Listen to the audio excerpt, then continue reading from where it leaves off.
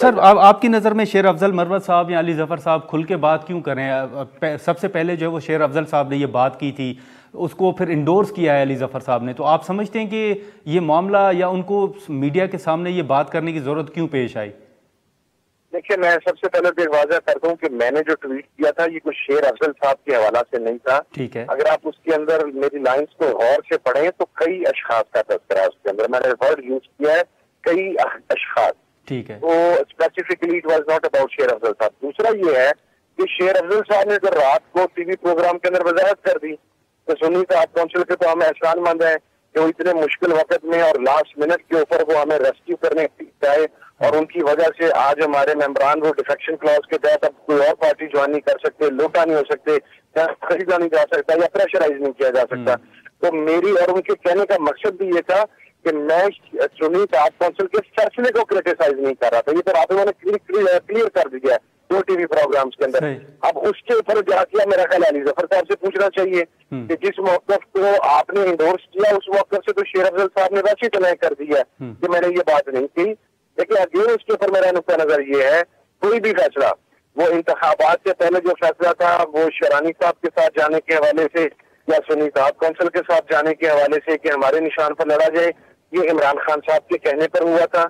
इंतखाबात के बाद जो फैसला MWM और सुन्नी साहब काउंसिल के दरमियान था उसके अंदर तीनों पार्टियों की लीडरशिप, MWM की, SIC की और तहरीक इंसाफ वोट की, और इस SIC की ज्वाइनिंग के मामले को इमरान खान साहब ने इंडोर्स किया। लेकिन सर अली जफर साहब की अगर आपने गुफ्तगू सुनी हो तो उन्होंने कहा है कि इमरान खान साहब ने MWM का फैसला किया था, बाद में ये फैसला क्यों तब्दील हुआ उनसे पूछा जाना चाहिए। तो आप समझते हैं कि वाकई खान साहब ने मंजूरी नहीं दी थी SIAC में शमूलियत के हवाले से?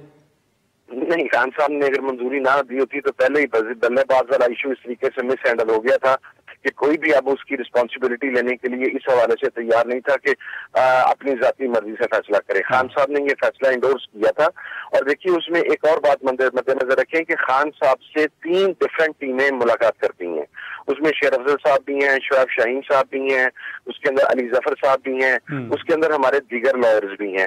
तो हो सकता है कि जिस मुलाकात के अंदर खान साहब ने ये फाइनलाइज किया हो उस मुलाकात में अली जफर साहब मौजूद ना हो, तो मैं तो उन्हें ये मार्जिन दूंगा क्योंकि मेरे तक ये फैसला कम्युनिकेट किया गया था गौर खान चेयरमैन साहब अपना गौर खान साहब की तरफ से, उमर अयूब साहब की तरफ से, रऊफ हसन साहब की तरफ से, और फिर ये कन्वे करने के बाद बाकायदा मुशावरत हुई। उस मुशावरती मीटिंग के अंदर मैं मौजूद था, राजा नासिर अब्बास साहब मौजूद थे, उमर अयूब साहब मौजूद थे, गौर खान साहब मौजूद थे। तो इस लेवल के ऊपर जब मुशावरत हुई और चीजें फाइनलाइज हुई तो उसके अंदर अब ये तो नहीं हो सकता कि वो खान साहब के अप्रूवल के बगैर वो फैसला किया गया हो, और हमें कैटेगराइज करके न सिर्फ मुझे बल्कि MWM को भी इस हवाले से वाज़ेह किया गया था और हमारी तवील मुशावरत के बाद ये फैसला किया।